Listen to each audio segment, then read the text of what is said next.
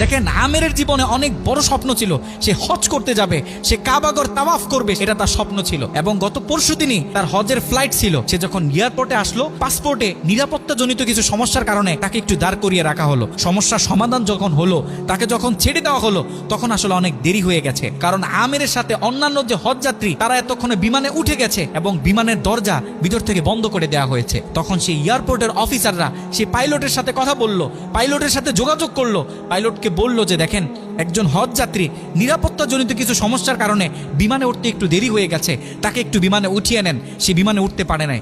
তখন পাইলট স্পষ্ট বলেছে যেই বিমানের দরজা একবার বন্ধ হয়ে গেছে সেই বিমানের দরজা দ্বিতীয়বার কারোর জন্য আর খোলা হবে না। কথা বলে পাইলট বিমানটা আকাশে ফ্লাই করলো।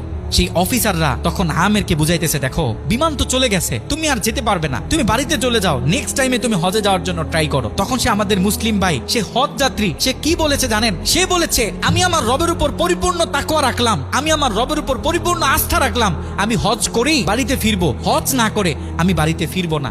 কথা বলে সে এয়ারপোর্টে দাঁড়িয়ে রইল। ঠিক কতক্ষণ পর সেই বিমান থেকে এয়ারপোর্টে মেসেজ করা হলো যে বিমানের ভিতরে যান্ত্রিক সমস্যা দেখা গিয়েছে, খুব ইমার্জেন্সি বিমানটা সেই এয়ারপোর্টে ল্যান্ড করতে হবে। বিমানটা যখন এয়ারপোর্টে ল্যান্ড করা হলো, যান্ত্রিক যে ত্রুটি, এই ত্রুটিগুলো যখন সমস্যার সমাধান করা হচ্ছে, তখন সে অফিসাররা সেই পাইলটের সাথে কথা বলেছে যে দেখেন কোনোভাবে এই যাত্রীটা একটু নেওয়া যায় কিনা, সে তো হজ করার উদ্দেশ্যে বাড়ি থেকে বের হয়েছে, সে তো বাড়িতে যেতে চাচ্ছে না, হজ না করে তাকে একটু নিয়ে নেন।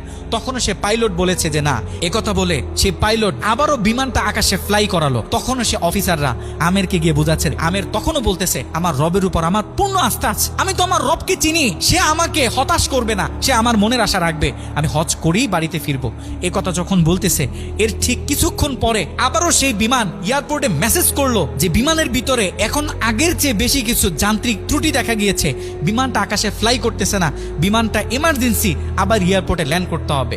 বিমানটা যখন এয়ারপোর্টে ল্যান্ড করলো, তখন সে পাইলট নিজে বিমান থেকে নেমে সে অফিসারদেরকে বলতেছে সে হজ যাত্রী কই, যাকে ছাড়া আমরা মক্কার উদ্দেশ্যে রওনা দিলাম, তাকে আমার হাতে তুলে দেন। আমি যতটুকু বুঝতেছি তাকে ছাড়া এই বিমান যতবারই আমরা আকাশে ফ্লাই করব, মক্কার উদ্দেশ্যে রওনা হব, আমার মনে হয় না যে এই বিমান স্বাভাবিকভাবে মক্কাতে গিয়ে পৌঁছাবে। তখন সে পাইলট সে আমেরের হাত ধরে নিজে নিয়ে সে বিমানের ভিতরে বসিয়ে দিল।